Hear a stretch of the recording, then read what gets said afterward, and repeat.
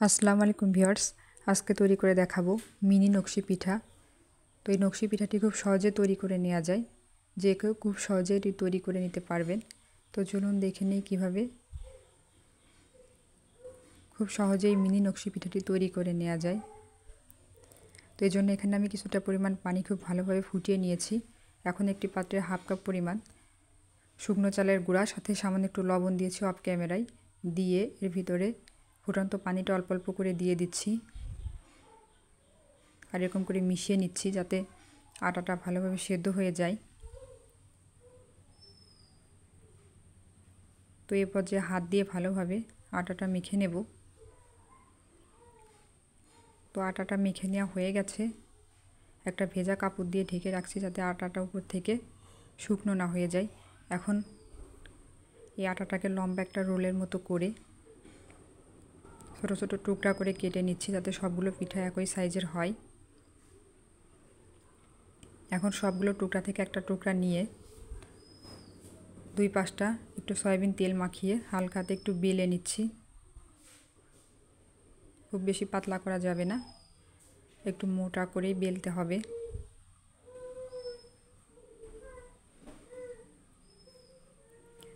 এখন এর মাঝ বরাবর একটা বোতলের মুটকি দিয়ে একটা দাগ কেটে নিয়েছি।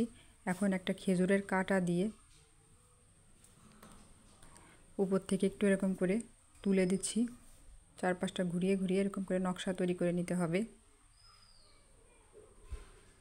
হয়ে গেছে। তো এখন একটা প্লাস্টিকের বোতল এরকম করে কেটে নিয়েছি, কেটে মাঝ বরাবর ভাঁজ দিয়ে নিয়েছি। এখন এটা দিয়ে চারপাশটা নকশা করে নিচ্ছি। দেখতেই পাচ্ছেন আমি কিভাবে করছি। তো আমার একটা পিঠা তৈরি করা হয়ে গেছে। এরকম করে সবগুলো পিঠা আমি তৈরি করে নিয়েছি।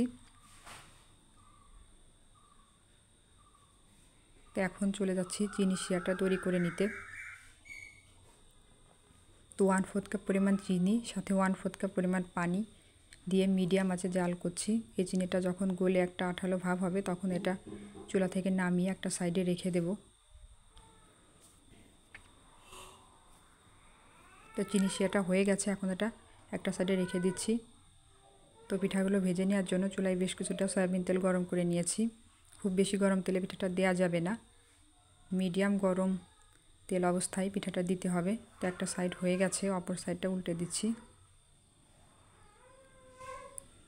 এরকম করে সবগুলো পিঠা ভেজে নেব, লালচে করে ভেজে নিতে হবে।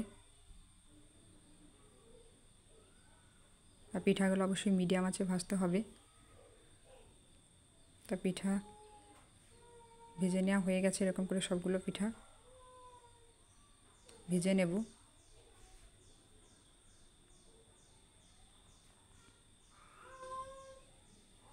সবগুলো পিঠা আমার ভেজে নেওয়া হয়ে গেছে। তো এখন কুসুম গরম শিরায় গরম পিঠাটা দিয়ে 1 মিনিট মতো উল্টে পাল্টে একটু ডুবিয়ে নিচ্ছি। তারপর এটা শিরা থেকে তুলে নেব। তো এরকম করে সবগুলো পিঠা শিরায় ডুবিয়ে নেব, তাহলে হয়ে যাবে। তো ভিউয়ার্স, তৈরি হয়ে গেল খুব সহজে মিনি নকশি পিঠা। তো ভিডিওটি ভালো লাগলে প্লিজ আমার চ্যানেলটি সাবস্ক্রাইব করবেন আর পাশে থাকা বেল বাটনটি ক্লিক করবেন পরবর্তী নোটিফিকেশন পাওয়ার জন্য। আজ এ পর্যন্তই। সবাই সুস্থ থাকবেন, ভালো থাকবেন। আল্লাহ হাফিজ।